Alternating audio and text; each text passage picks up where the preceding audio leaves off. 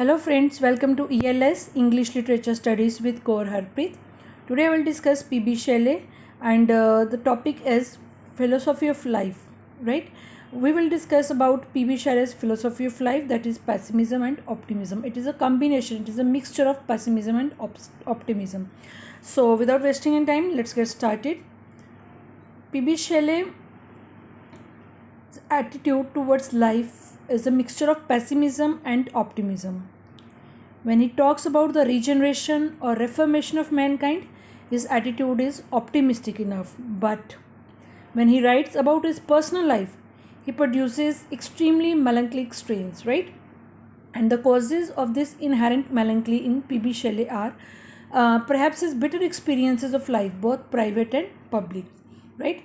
P.B. Shelley का जो attitude है लाइफ में वो मिक्सचर है पेसिमिज्म और ऑप्टिमिज्म का, और जब वो अपनी लाइफ की बात करता है तो वो उसका एटीट्यूड नेगेटिव है. But when he talks about reformation of Mankind, जब वो फ्यूचर के बारे में, गोल्डन एज के बारे में बात करता है तो उसको वो फ्यूचर बहुत ब्राइट दिखता है, राइट? और उसकी मेलंकलिक अप्रोच का कारण हम कह सकते हैं that is because of his bitter experiences of life, both public and private, right?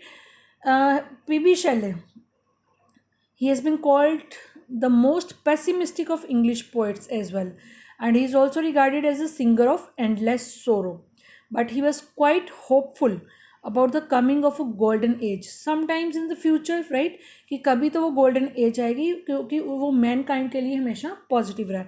And whenever he speaks of the future generation of future regeneration of mankind, he strikes on pessimistic, right? And his belief in the immortality of the soul is also optimistic note. We can say his pessimism is often overruled by such cries of optimism. For example, when he says, if winter comes, can spring be far behind? And from his early life he displayed a revolutionary spirit. बचपन से ही उसमें एक revolutionary spirit थी, उसके अंदर एक rebel था society को लेके. He wants to change the society, और वो क्या क्या चेंजेस चाहता था, कैसी वो सोसाइटी चाहता था, और क्या उसमें रेवोल्यूशंस चाहता था. We will discuss right now that this we can say his rational spirit led him to challenge and question the rules of life and society also, right? Let us talk about him in brief. That P.B. Shelley was the son of a rich landlord, and he had everything that he wished for, but he had a deep-seated tendency to question rules and traditions, right? उसकी जो tendency थी questioning करने की, जो rules हैं society के, जो traditions हैं society के, उसके ऊपर question mark करने की. That is why he is known as revolutionary spirit from the birth, right? And from his early life he displayed a revolutionary spirit, and this we can say his rational spirit led him to challenge and question the rules of life and society. He was, we can say, he was a born rebel. वो पैदा ही इस nature के साथ हुआ था, and he dedicated his whole life to the worship of beauty and charm, right? And because of this revolutionary idealism that brought him in conflict with society, कि ये जो आइडियलिज्म था उसके अंदर ये जो रेवोल्यूशनरी स्पिरिट थी, इसके लिए उसका हमेशा सोसाइटी के साथ कॉन्फ्लिक्ट में ही रहा है वो, right? Society took revenge upon him for his revolt against tradition, and the result which we find as an expression in numberless lyrics, cries of pain, right? वो उसका जो कन्फ्लिक्ट था सोसाइटी का, उसका जो ट्रेडिशन के अगेंस्ट बोलना था, ट्रेडिशन के अगेंस्ट रिवोल्ट करना था, वो उसका रिजल्ट हम देखते हैं उसकी जो नंबरलेस लिरिक्स में. And he was always yearning for the ideal and the perfect world, the world of reality. And that is why P.B. Shelley remarks, we look before and after and pine for what is not, right? Then as a result, P.B. Shelley, we can say, he had to face adverse circumstances in every field of life, either it is educational institution or society or even in the family environment, and this resulted in despair and disillusionment. At Oxford, Shelley wrote his pamphlet on the necessity of atheism, and then he was expelled from Oxford and turned out of home by his father also. He tried to convince the society that the marriage tie should be dissolved as soon as love had faded away. He proceeded to put his theory of free love into practice, and as a result he was shunned and rejected, right?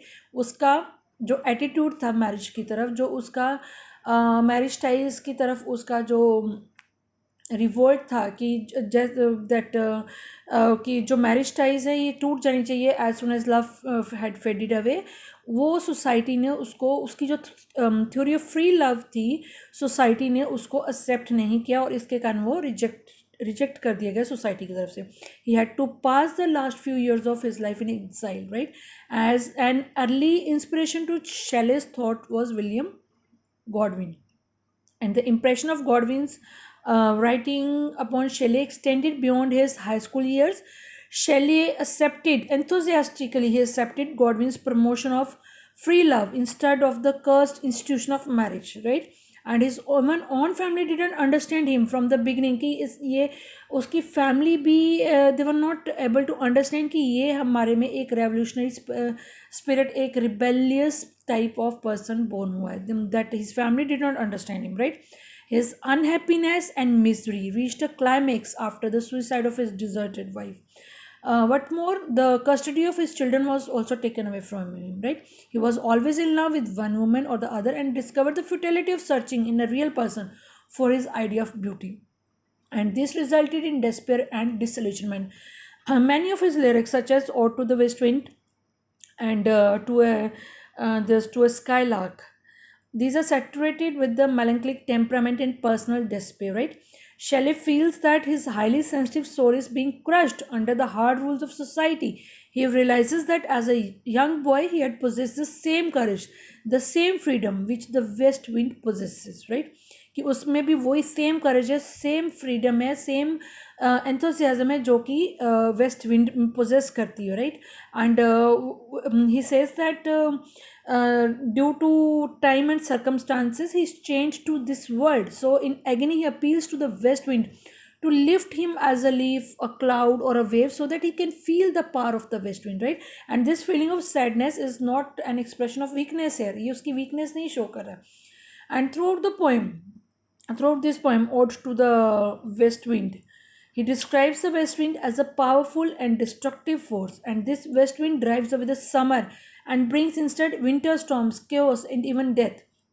Yet, the speaker, P.V. Shelley, he welcomes this west wind with the destruction that it causes because it leads to renewal and rebirth, right? ये उसका उसकी philosophy show कर रहा है कि इतनी ये जो वेस्ट विंड है अपने साथ ये विंटर स्टॉर्म्स, केओस, डेथ सब कुछ लेके आती है. Even then he welcomes it because it leads to renewal and rebirth. Yet, despite the destructive power of the west wind, the speaker, the poet, celebrates it because such destruction is necessary for rebirth. And being inspired by the spirit of the west wind, he seeks to revolutionize and reform human society. Right? Shelley, maybe we can say pessimistic about his own life, right? अपनी life को लेके वो बहुत pessimistic है, but he is optimistic about the fate of Mankind.